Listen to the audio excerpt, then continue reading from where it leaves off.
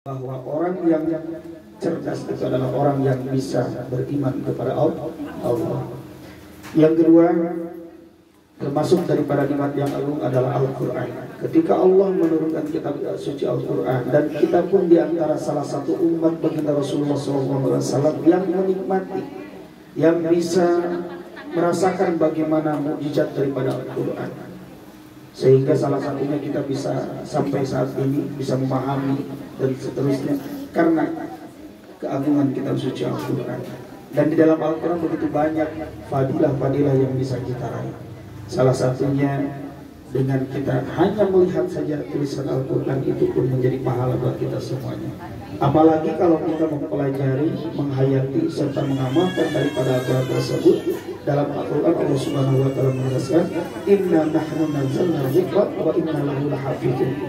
Allah Subhanahu wa taala akan menjaga, Allah Subhanahu wa taala akan melindungi orang-orang yang senantiasa akan melindungi Al-Quran dan orang-orang yang senantiasa belajar serta mengamalkan daripada kitab suci Al-Quran.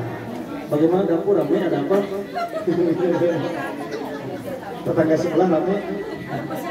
Lanjut. Yang ketiga, kenikmatan yang agung adalah ketika Allah Subhanahu wa taala menurunkan baginda Rasulullah sallallahu alaihi wasallam. Begitu luar biasa. Dan tadi kita telah sama-sama dipanaskan emosi kita. Dan ini betul-betul memang luar biasa, memang udara panas, tetapi tidak jauh lebih panas ketika kita betul-betul merasakan kecintaan kita. Dan itu giroh itu yang harus selalu ditanamkan dalam kalbu kita. Ketika tadi dibacakan sholawat, masya Allah, kalau nggak malu saya udah nangis. Ya, tapi di sini karena ada bunda-bunda, insya Allah malu sekali gitu kan. Malunya kenapa? Nggak cocok saya kalau saya nangis gitu. Bukan masalah apa-apanya. Tapi intinya coba kita mulai biasakan ketika dibacakan sholawat, hadirkan hati kita seolah-olah minimal kita bayangkan berada di mangkuk Rasulullah SAW. Kalau kita tidak bisa membayangkan bahwasannya ketika kita bersolawat Rasulullah hadir di depan kita, minimal bayangkan kalau kita sedang berada di raudhahnya. Masya Allah. Makanya jemaah yang dirahmati Allah Subhanahu wa taala, sekaligus informasi, insya Allah mudah-mudahan kita ambil keberkahan di bulan Februari besok, tepatnya tanggal 4 dan tanggal 5, kita akan mengadakan haul daripada Mursyid Thariqah Naqsabandiyah Al-Haqqani. Dan di sini kita akan memanggil salah satu guru kami yang mungkin pernah ke Batam juga, yaitu saya tahu yang dulu pernah sama guru kami Al-Ustaz Lukman Kiai Lukman Depan dan dipanggil.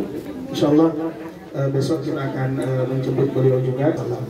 Jadi nanti kita akan sama-sama bisa ambil barokah di situ ya. Adapun nanti tempatnya di mana, insyaallah saya akan share kalau sudah positif di mana tempatnya.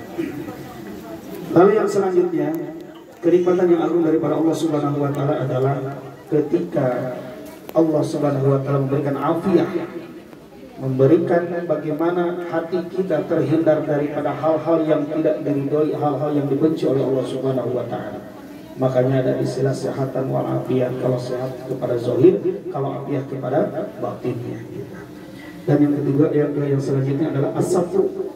Ketika Allah memberikan penutup dari segala aib-aib kita, itu adalah sebuah kenikmatan yang sangat mulia, kenikmatan yang sangat besar, kenikmatan yang sangat agung daripada Allah Subhanahu wa taala, sehingga kita bisa saling memahami, mengerti, dan kita bisa saling mengenal satu sama lain. Kalau seandainya Allah membukakan segala aib kita, sudah barang tentu kita tidak ada yang sanggup kita untuk menutupi rasa malu kita.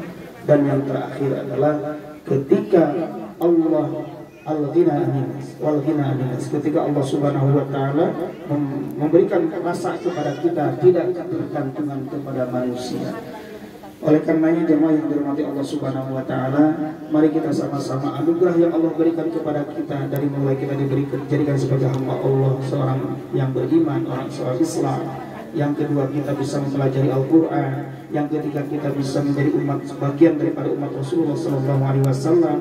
Yang keempat, kita pun bisa betul-betul menjadi orang yang afiah.